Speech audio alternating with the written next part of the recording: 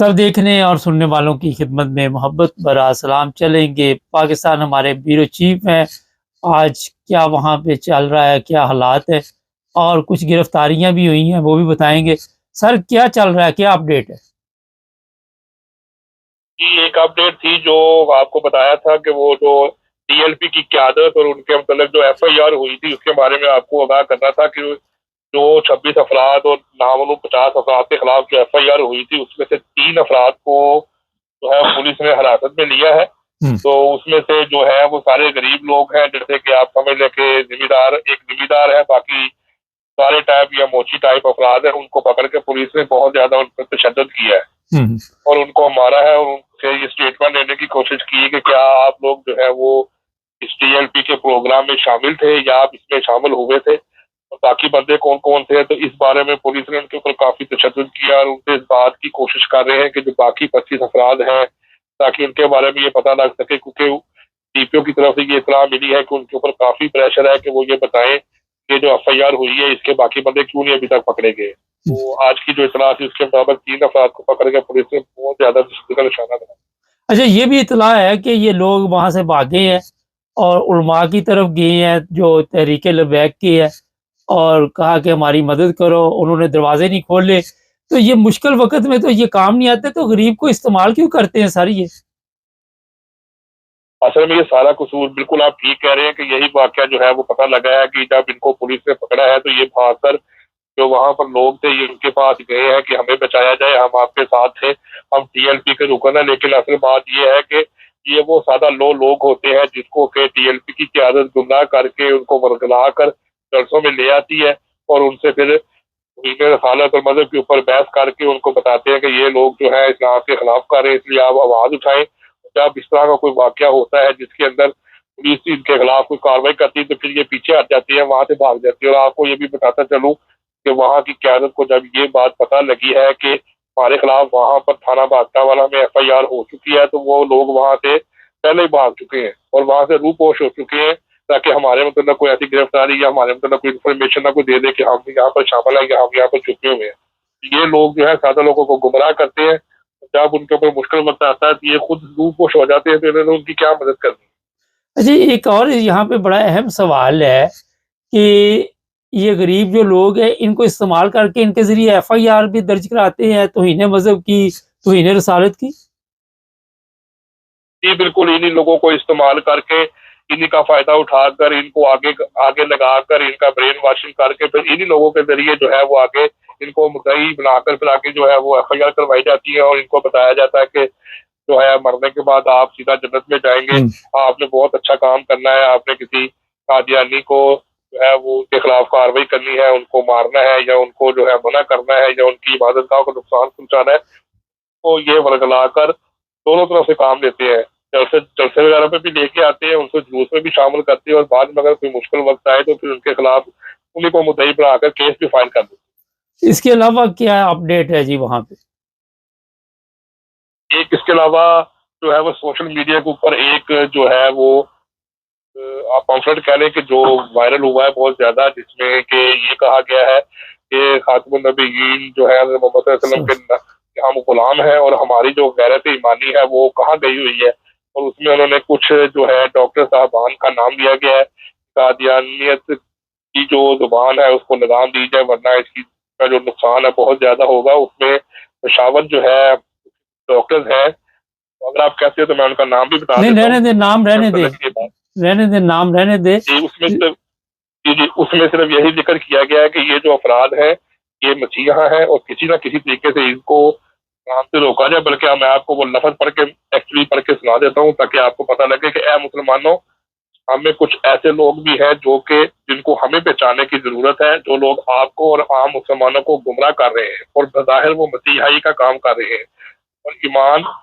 اور عام مسلمانوں کے ایمان کا قتل کر رہے ہیں۔ در حقیقت ان کی سزا قتل ہے اور ایسے لوگوں کو بڑے بازار میں گولی مارنا جہاد ہے۔ اس طرح کا پامفلٹ جو ہے وہ سوشل میڈیا پہ وائرل کیا گیا جس سے کہ عام لوگوں میں اشتعال پیدا ہو اور پھر وہ قادیانی کمیونٹی کے کسی افراد کو گولیوں کا نشانہ بنائے اور پھر اس کے بعد جو ہے دوبارہ ملک میں لا ڈالنے کی سچویشن پیدا ہو۔ اچھا، یہ اشتہار جب آ رہا ہے تو یہاں پہ گورنمنٹ کیا سوئی ہوئی ہے؟ کیوں نہیں ایسے لوگوں کو گرفتار کرتی سر؟ لیکن یہ نیشنل ایکشن پلان جو تھا جس کے اندر یہ بات بتائی گئی تھی، یہ بڑے واضح طور پہ کہا گیا تھا کہ کوئی شخص کسی کے مذہب کے اوپر یا کسی کے خلاف مخالفانہ بات یا اشتعال انگیزی کی بات نہیں کر سکتا۔ اگر گورنمنٹ نیشنل ایکشن پلان کے تحت کام کرے تو یہ جو پامفلٹ لوگ چھاپ کر سوشل میڈیا پر وائرل کر رہے ہیں یا اس کو سوشل میڈیا پر استعمال کر کے فیس بک، ایکس، ٹویٹر وغیرہ پر یا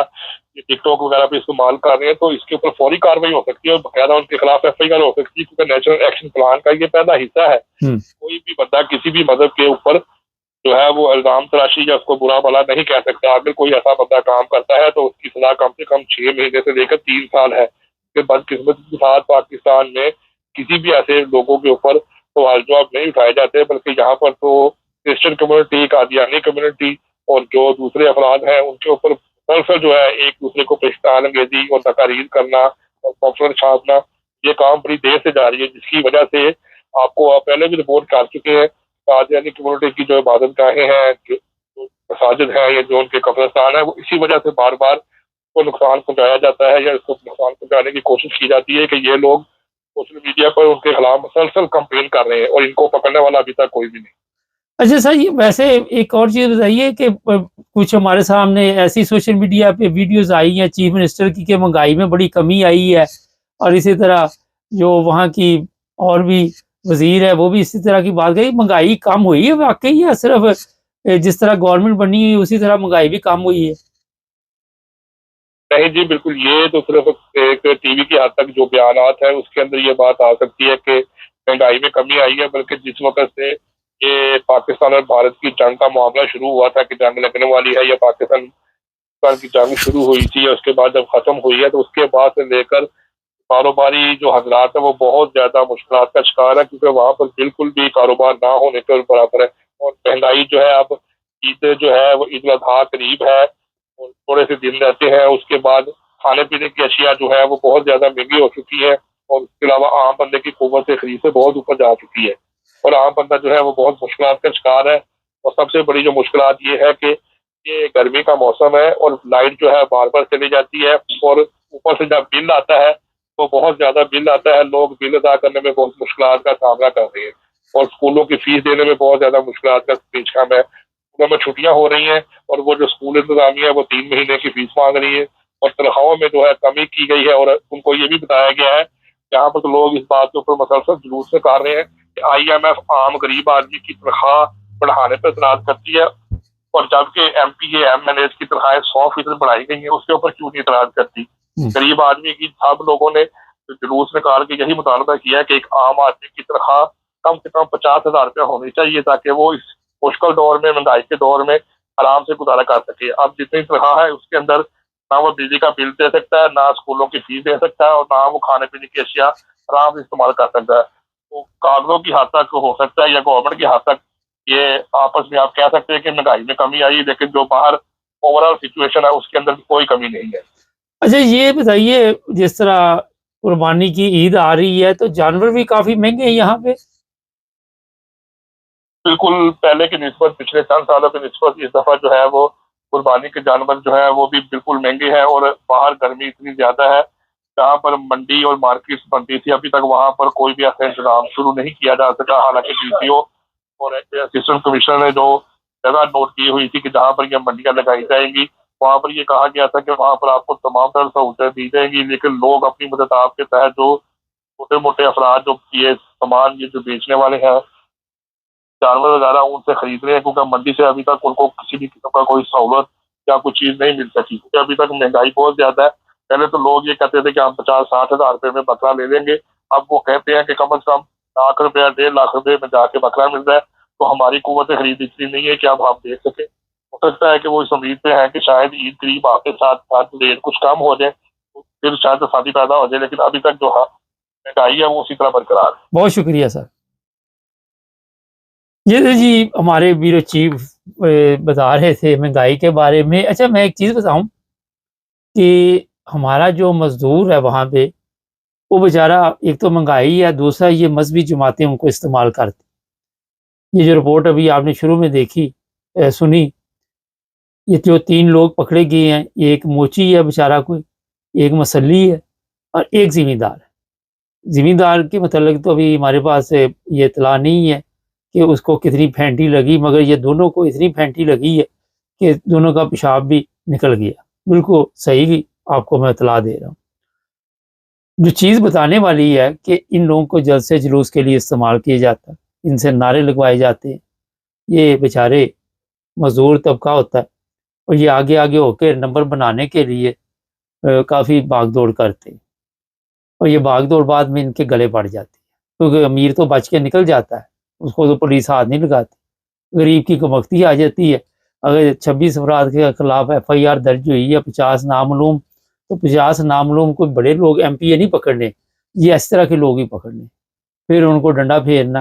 اور جو علماء ہیں وہ چکر دے کے نکل جاتے ہیں ان کو استعمال کر کے۔ اب مزہ تو تھا، پولیس والوں کو بھی یہ چاہیے تھا کہ پہلے علماء جو اس میں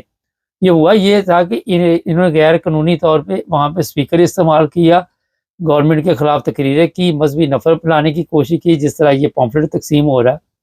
اور اسی چکر میں پھر FIR درج ہوئی۔ یہ کل آپ کو بتایا تھا۔ اب وہ لوگ پکڑے گئے جو اسپیکر ٹھیک کر رہے تھے، جو مائک ٹھیک کر رہے تھے، جو آگے پیچھے پانی تقسیم کر رہے تھے، جو تقریریں کر رہے تھے، وہ نکل گئے۔ ہمارا کیونکہ وہاں پہ سسٹم ایسا ہے، طاقتور کے پاس ظاہر ہے زیادہ طاقت ہے پولیس سے، پولیس وہاں پہ کمزور پڑ جاتی ہے۔ انہوں نے کہیں نہ کہیں اس طرح کی پھر کاروائی ڈال کے اپنی خانہ پوری کرنی، اس کو کہتے ہیں خانہ پوری۔ اگر ان لوگوں سے پوچھے، یہ جو موچی جس کے میں نے بارے میں بتایا، یا مسلی کے بارے میں بتایا، تو ان کو میرا نہیں خیال کہ اسلام کا بھی علم ہوگا، ان کو کوئی پتہ نہیں ہوگا کہ تحریک لبیک کیا چیز ہے، کوئی سی چیز کا پتہ نہیں ہوگا، وہ زمیندار کو بھی نہیں پتہ ہوگا، مگر وہاں کے حالات خراب کرنے کے لیے ان لوگوں کو استعمال کیا جاتا ہے، مزدور لیے جاتے ہیں، ان کو دیہڑی کے چکر میں لاتے ہیں۔ اب ان کے گھر کے جو حالات ہوں گے وہ اور بھی بدتر ہو جائیں گے۔ یہ بیچارے دیہڑی دار لوگ ہوتے ہیں، دیہڑی لگائی، گھر میں آٹا چینی دال چاول ڈالا، ایک دن کا وہ کھایا، صبح کا ان کو پتہ نہیں ہوتا۔ یہ میں بالکل آپ کو واضح طور پہ بتا رہا ہوں، میں خود وہاں پہ پاکستان میں کئی دفعہ جب وہاں پہ ہم لوگ رہتے تھے دیکھتا تھا کہ کئی دکانوں پہ وہ بیچارے لوگ مزدور آتے تھے تو وہ ایک دن کا آٹا لے کے جاتے تھے، صبح کا ان کو پتہ نہیں ہوتا تھا کہ کیا بننا ہے، اور پھر اگر صبح دیہڑی نہ لگی تو پھر ہدار لے کے انہوں نے سسٹم کو چلانے کی کوشش کرنا۔ اسی لیے تو وہاں پہ ہدار کے کھاتے بنے ہوئے ہیں کہ لکھ لو، میرا بھی لکھ لو، پیسے آتے ہیں وہ دیتے ہیں، اور دکاندار پھر اپنی مرضی کے ساتھ قیمتیں لگاتے ہیں، ڈنڈی مارتے ہیں، ان کو پتہ ہوتا ہے کہ یہ پھنسا ہوا ہے، پھر ملاوٹ بھی کرتے ہیں۔ تو یہ بڑا ایک سسٹم ہے وہاں پہ، جو آپ جو لوگ پاکستان میں عام لوگ جو رہتے ہیں، امیر لوگوں کی بات نہیں میں کر رہا، مزدور طبقہ جو غریب لوگ ان کی بات کر رہا، یا مڈل کلاس بھی آپ کہہ لیں۔ امیر ممالک میں ادھار کے کھاتے نہیں ہوتے۔ یہ میں آپ کو بتا دوں، مجھے کوئی بات یاد آ گئی، میں بھی کسی امیر ملک میں ایک دفعہ گیا تھا، تو میں ملک چھوڑ کے آ گیا تھا، اب تو لوگ وہاں پہ سیٹ ہیں، تو جو آتا تھا وہاں بھی کہتا تھا لکھ لو، اب نام لوں گا تو وہ پھر لوگ کئی چیزیں لکھ دیتے، لیکن یہ پرانی بات ہے، کوئی 30 سال پہلے کی بات ہے، بڑی دور تھا یورپ سے وہ ملک، تو میں وہ ملک چھوڑ کے آ گیا تھا۔ مجھے وہ لوگ کہتے سنا جرمنی میں وہاں پہ لوگ چیزیں باہر پھینک دیتے، تو میں نے سوچا یار یہ تو پاکستان میں باتیں ہم سنتے تھے، یہاں بھی یہی کام ہے، بہتر یہ ہے کہ یہاں سے نکل چلو، بہتری اسی میں تھی میرے لیے۔ لیکن اب تو لوگ وہاں بھی بڑے امیر ہیں، بڑی اچھی زندگی گزار رہے ہیں، شاید اس وقت نئے نئے ہم لوگ گئے ہوئے تھے تو یہ حالات تھے۔ تو ہر اس ملک میں غربت ہوگی جہاں پہ آپ کو ظاہر ہے حالات جس طرح پاکستان کے کہ لوگوں کو پتہ نہیں ہوتا کہ ہمارا سسٹم کیسے چلنا ہے، جس طرح ابھی ہمارے بیرو چیف نے ہوتا ہے کہ مہنگائی اتنی، وہ لمبا ہو جائے گا پروگرام، باتیں تو بہت ہوتی ہے مگر کیا کریں، ہمارے پاس بھی ٹائم کم ہوتا ہے، آپ کے پاس ہی کم ہوتا ہے۔ سبسکرائب کر لیں، جڑے رہیں۔